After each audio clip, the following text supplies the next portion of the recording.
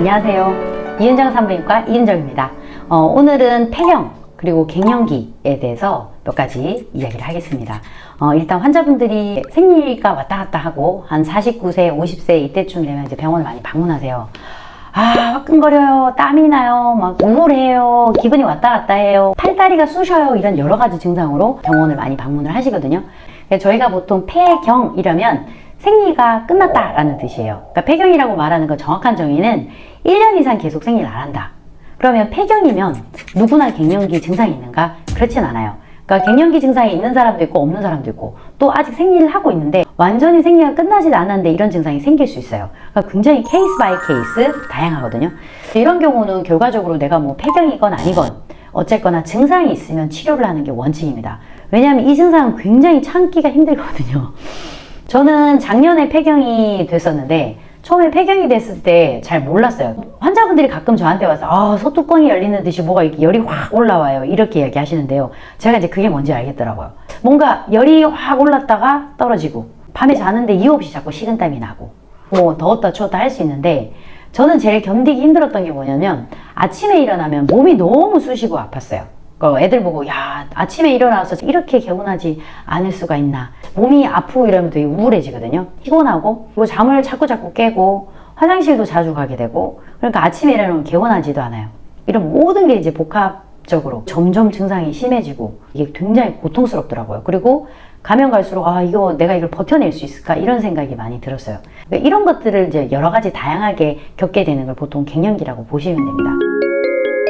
근데 결국은 이런 증상이 있으면 저희가 치료를 하면 되거든요, 단계적으로. 그래서 어떤 경우는 치료를 하고 어떤 경우는 치료하지 않는가 많이 물어보시는데요. 증상이 있으면 하시면 됩니다. 내가 이 증상이 있어도 그냥 넘어갈 수 있다 그러면 그냥 살면 되는데, 너무 힘들어서 삶의 질이 너무 떨어지고 우울해지고 다른 걸 못하겠어요 이러면 치료를 하셔야 됩니다. 그러니까 자각할 수 있는 증상, 화끈하다, 땀난다, 잠이 안 온다, 우울하다, 그리고 방광이 굉장히 과민해져서 소변을 자주 보고 소변을 잘 못 참고, 이런 여러 가지 증상, 또 관계할 때 불편하고 질건조증이 있어요. 이런 것들은 겉으로 내가 인식할 수 있는 증상인데, 인식하지 못하는 거는 심혈관계, 심근경색이라든지 뇌졸중이라든지 심장, 뇌, 혈관 질환들이 갑자기 확 증상이 증가합니다. 또 하나는 골다공증. 우리 에스트로겐이 뼈를 아주 강력하게 보호하는 존재였는데 폐경이 돼서 떨어지니까 뼈가 보호가 안 되는 거죠. 근데 골다공증은 실제로 골절이 되거나 내가 찍어보거나 하지 않으면 알 수가 없어요. 이 모든 것들을 해결할 수 있는 가장 좋은 방법은 호르몬제입니다. 호르몬이 부족해지기 때문에, 떨어지기 때문에 생기는 거면 호르몬을 먹으면 깔끔하게 해결이 되는 건데, 누구나 다 호르몬을 쓸 수는 없어요. 호르몬도 부작용이 있을 수 있거든요. 그러니까 호르몬을 쓸 수 없는 사람들이 있죠. 보통 호르몬제를 쓸 수 없는 사람들은 첫 번째 유방암인 경우, 그러니까 호르몬 자체가 유방암을 유발할 수 있고 그런 유방암의 위험 인자이기 때문에 쓸 수 없습니다. 또 하나는 뇌혈관 질환이라든지 심장혈관 질환이라든지 그런 문제가 있는 분, 혈전증의 위험이 있는 분, 흡연하시는 분, 이런 분들은 쓸 수 없어요. 그 이외에 뭐 간질환, 그리고 이유 없는 출혈이 계속 있는 분, 그 이외에 다양한 이유로 쓰실 수 없는 분들이 있죠.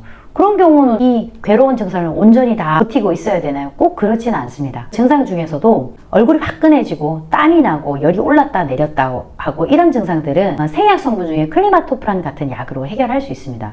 근데 제가 직접 그걸 써봤을 때 클리마토프란 같은 생약이 도움이 됩니다. 화끈거리고 열이 오르고 이런 증상은 도움이 될 수 있는데, 이 증상이 아주 심해지거나 사람에 따라서 잘 듣지 않는 경우도 있어요. 보조적으로 태반주사나 이런 걸 쓰기도 하거든요. 저도 이 증상이 너무 힘들었어가지고 쓸 수 있는 것들은 다 썼으면 좋겠어요. 근데 이걸로 해결이 되지 않는다, 그런데 호르몬제를 쓸 수 없다, 그럼 사실 할 수 있는 게 별로 없기는 해요. 호르몬제를 쓸 수 있으면 호르몬이 가장 유용한 방법이겠죠. 환자분들 중에서 또 이런 이야기를 하세요. 저는 유방암이 생길까봐 무서워서 호르몬을 못 먹겠어요. 그러니까 증상은 너무 힘들고 뭐 클리마토프란이나 태반주사 이런 것들로 호전도 별로 없고, 그런데 유방암에 걸릴까봐 약은 못 먹겠고 다른 문제는 없다, 이렇게 많이 물어보시거든요. 호르몬제가 유방암에 미칠 영향은 보통 흡연이나 음주보다도 낫다고 이야기는 하거든요. 그래도 분명히 소인이 될 수는 있죠. 위험이 있을 것 같은 경우는 초반에 저희가 알아차리는 경우가 많기 때문에 유방암의 원인이 될 수도 있다, 영향을 줄 수도 있다라는 전제하에 정기적으로 유방 초음파를 꼭 합니다. 이상해서 만져져서 가봤더니 뭐 유방암이래요 이럴 때는 이미 진행되어 있는 경우가 되게 많죠. 그런데 유방을 정기적으로 계속 찍고 있는 경우는 아주 초기에 우리가 유방암을 발견하는 경우가 되게 많아요. 그래서 호르몬제를 쓰시는 분들은 어쩔 수 없이 계속 유방초파를 꾸준히 보셔야 되거든요. 그래서 위험이나 이런 것들을 되게 초기에 발견하는 경우가 많습니다. 어떻게 보면 유방초파를 계속 보면서 보기 때문에 충분히 그런 안정성을 확보하고 간다고 보셔도 됩니다. 갱년기 때 우리가 호르몬 치료를 할 것인가 말 것인가는 사실은 굉장히 주관적인 거거든요. 내가 이 증상이 힘들지 않다. 힘들어도 나는 무서워서 못하겠다. 그러면 안 하시는 게 맞지만 저 같은 경우는 제가 생각했던 것보다 견디기가 되게 힘들었거든요. 저는 호르몬 치료를 하고 일상을 회복하는 데 굉장히 도움을 받았던 케이스. 그래서 이거는 개인별로 차이가 있지만 정기적인 검사를 꼬박꼬박 하면 그렇게 위험하지는 않다는 거. 그렇게 인식하시면 좋을 것 같습니다. 40대부터 저 이제 갱년기가 뭐 어떻게 될까 무서워요 이런 분들도 되게 많거든요. 우리가 생활 습관에서 할 수 있는 것이 뭐가 있을까? 이것도 굉장히 중요합니다. 골다공증이나 관절통 이런 걸 예방을 위해서라도 꾸준한 운동을 하실 걸 많이 권유받잖아요. 규칙적인 위험하지 않은 운동을 하시는 건 굉장히 많이 도움이 됩니다. 여러모로. 그리고 음식을 먹는 것도 이제 대사율이 되게 떨어지기 때문에 폐경이 되고 갱년기가 되면 살이 잘 안 빠집니다. 특히 복부지방이나 이렇게 빠지지 않아서 먹는 식사량도 반 정도는 줄여야 된다고 이야기를 하죠.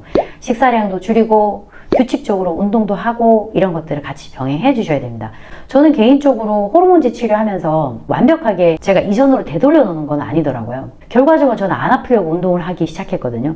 운동을 하기 전과 후는 삶의 질에 굉장히 많은 변화가 있었습니다. 기본적으로 호르몬 치료를 하기 전에 선행돼야 될 사항이라고 생각하고요. 정기적인 검진 잘 하셔야 되고 운동, 식사, 규칙적인 어떤 일상 이런 것들을 잘 만들어 가시는 게 중요할 것 같습니다. 지금까지 이은정 산부인과 이은정이었습니다. 감사합니다.